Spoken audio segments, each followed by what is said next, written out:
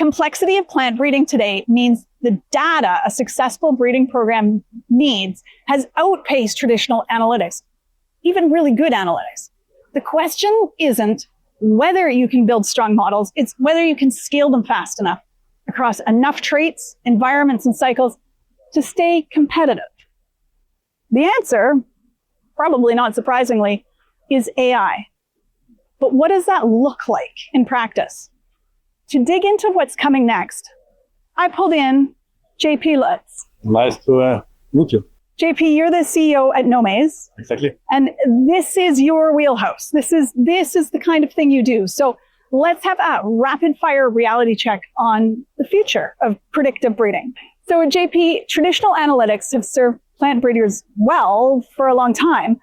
So what's changed? Why AI? Why now? We see at the moment a huge change, and especially accelerating change in, for example, climatic conditions, also the need for new varieties on the market. And this, to adapt to the speed, you need new technologies like AI. It's only an addition, but not a replacement. I've heard you speak before about the value of simulated field trials. Tell me a little more about that. What does that deliver? And really, critically importantly, with what kind of accuracy?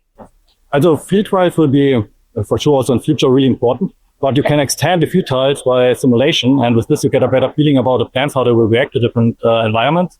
And with this, you get better plants out in shorter time, because you can jump over the specific breeding steps, for example. So it means better plants in shorter time and with an accuracy from R-square 0.9, something like this. Okay, so what does that look like in practical terms? I of course know what a field trial is. I know what AI does. How can you combine that? What kind of information are you pulling out? Yes, we're looking at the DNA and also the environment. So really simulating the environment on a daily basis, for example, and then predicting phenotypic values. So it's like you're going to the field and look at the plant. But instead of doing it once or twice or three times during a growing season, you're doing it daily or as often as you want to. Exactly what the customer is interested in, but also, for example, harvest. You have the yield measurement, you have the proteins, you have the moisture and things like that. Everything what the plant breeders are interested in to get the best plant to the market. Okay, so how much more scale are we talking about if you are shifting from actually walking the fields yourself to doing this through AI, this predictive breeding? How many more? Nearly infinity. You can simulate any environment anywhere in the world, more or less, like so. And you can also simulate any crossing that you're interested in. And so you get a really good feeling about the gene pool, the interactions, and where it's an interesting market for you.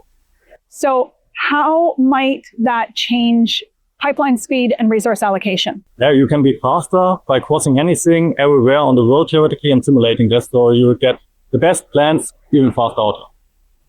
Then I guess the big question that many people would have is, do you see AI replacing plant breeders or really augmenting what they can do? No, the plant breeders, they're experts in the data. We only give them extra data to make better decisions for the future. So what does the future of breeding look like with fully integrated simulation data? The question is, what is the most important objective that you have to optimize on? And that's a really hard question, since we have, for example, we need with more resistant plants, we have better adapted plants for the climatic change. We have to make more sustainable plants and things like this. So there are so many skills to support change the behavior of the plants. And this you can only understand in a full way and optimize in a full way with different AI technologies, where you can really see and feel the interaction between the different genetics, environment, and also the management of the plants.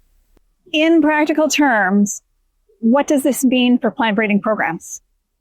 What we see is the possibilities. You have the possibility to make prediction over different gene pools. You can use the whole genetic information which you have built up over the last 20 years. You can even use pedigree information. You can use phenotypic information from the last 50 or 100 years with also with environmental data. So it's a new possibility to get the data sources which you have already and bring them up to new life, more or less. And it's also, I think, a huge value for the plant breeders, because they sitting on a really valuable database and not every time using it really properly.